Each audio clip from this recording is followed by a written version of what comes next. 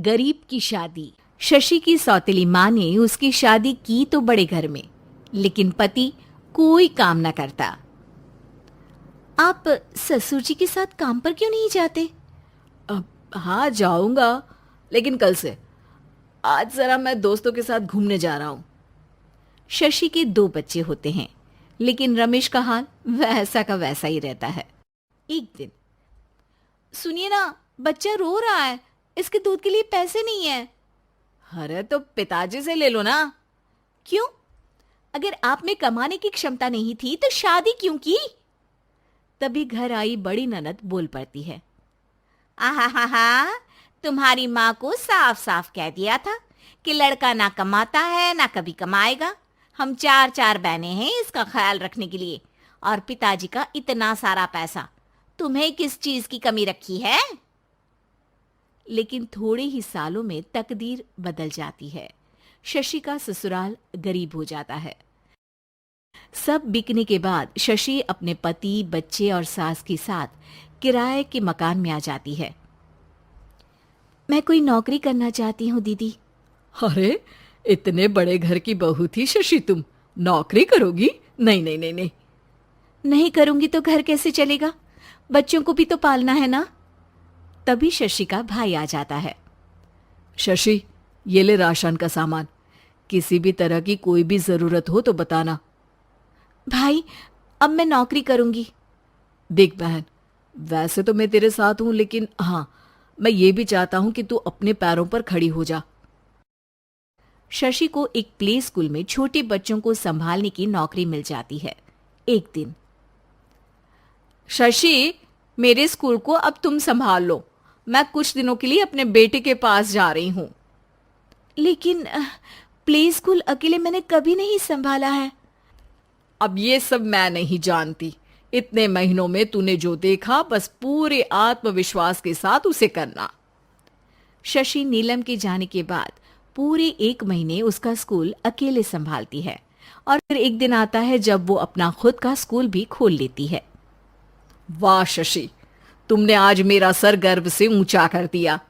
तुम्हारा यही आत्मविश्वास तुम्हें बहुत आगे ले जाएगा।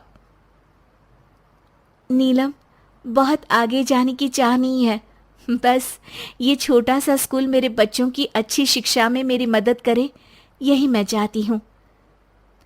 शशि थोड़े थोड़े पैसों से ही अपना परिवार पाल रही थी। एक दिन उसके घर उसकी बड़ी ननद आती है। अरे भाभी, घर में कूलर तो लगा लेती, मेरी माँ को कैसे पंखे में लिटा रखा है? अरे तो शशि कौन सा एसी लगा कर सो रही है? वो भी तो यहीं रहती है ना मेरे पास। ज्यादा यहाँ आकर मेरी बहू को परेशान ना किया करो। हाँ, मुझे भी शौक नहीं है इस छोटे से घर में आने का।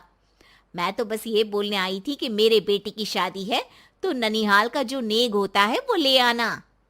हाँ, जितना बनेगा कर देंगे, और ना हुआ ना तो वो भी नहीं करेंगे। तभी शशि बोल पड़ती है। अरे नहीं नहीं माँ जी, रीटा घर की बेटी है, उसके ससुराल वाले उससे शादी पर पूछेंगे कि मायके से क्या मिला। रीटा, तुम मुझे सामान की लिस्ट भेज देना, मैं पूरी कोशिश करूंगी कि तुम्हारी हर डिमांड को पूरा करे। अच्छा, मैं खाना लगाती हूँ। शशि ये बोलकर किचन में चली जाती है। धीरे धीरे कर शशि किसी न किसी तरह अपनी सारी ननदों की डिमांड भी पूरी करती, बच्चों की ख्वाहिशें भी, और उनकी पढ़ाई के लिए पैसे जोड़ती। एक दिन जब शशि का बेटा 12वीं पास करके आता है। माँ, अब तुझे काम करने की जरूरत नहीं है। मैं अब कोई ना कोई नौकरी करके पढ़ाई भी साथ कर लिया करूंगा। शशि को लगता है कि बेटा और आगे पढ़ाई करे, लेकिन वक्त की मार के कारण वो बेटे को काम के लिए हाँ कर देती है। अब बेटा एक बैंक में चपरासी बन जाता है। लड़का देखने में तो बड़ा अच्छा है, अंग्रेजी भी पटर पटर बोलता है, फिर चपरासी क्यों? लड़का सारी बात मैनेजर को बता देता है। अच्छा, तो मैं तुझे एक मौका देता हूँ। तू यहाँ रहकर दूसरे डिपार्टमेंट का भी काम सीख। अगर तू किसी एक का भी काम अच्छे से सीख गया तो मैं तुझे यहाँ टेबल चेयर में बैठने वाली नौकरी दे दूंगा। लेकिन एक दिन शशि की ननद उसे फोन करती है। अरे भाभी, देखो मायका तो मेरा तुम लोगों से ही है। मैंने आपके बेटे और मेरे भतीजे प्रदीप के लिए यहाँ एक नौकरी देखी है। पूरे 5,000 मिलेंगे। वैसे करता ही क्या है, चपरासी ही तो है ना। कोई बात नहीं रीटा, मैं उसे इस शहर के बाहर नहीं भेजना चाहती हूँ। बाकी वो शाम को आएगा तो मैं पूछ लेती हूँ। वहीं प्रदीप मैनेजर की बात से खुश हो जाता है और मैनेजर के काम पर ही नजर रखने लगता है। वो उनकी तरह के पेपर पढ़ता, काम करता और आने वाले लोगों की बातें सुनता। एक दिन बैंक में ऑडिट वाले आते हैं। ये गलत है, पूरी बैलेंस शीट नहीं मिल रही है, कहीं ना कहीं गड़बड़ है।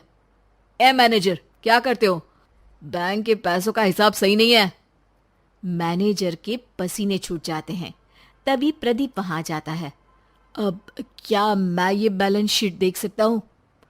अरे बेटा मजाक नहीं, जाओ पानी लेकर आओ एक गिलास। प्रदीप मैनेजर को पानी लाकर देता है और फिर ऑडिटर से कहता है, देखिए सर, मैं आपको बता सकता हूँ कि कैसे बैलेंस शीट को आप लोग गलत तरीके से जोड़ रहे हैं। ऐसा बोलकर प्रदीप एक एक कर सारे डाउट क्लियर कर देता है। अरे हाँ, ये तो पॉइंट हमने देखे ही नहीं थे। गुड, कौन है ये बच्चा? तभी मैनेजर बोल पड़ता है, अब हमारे यहाँ अकाउंट में नया आया है। ऑडिटर के जाने के बाद, वाह प्रदीप, आज तो तुमने मेरी नौकरी बचा ली। और आपने भी तो मेरी नई नौकरी लगा दी अकाउंटेंट की। बस फिर क्या था, प्रदीप ने एक बार जो सफलता की सीढ़ी चढ़ी, बस चढ़ता ही चला जाता है।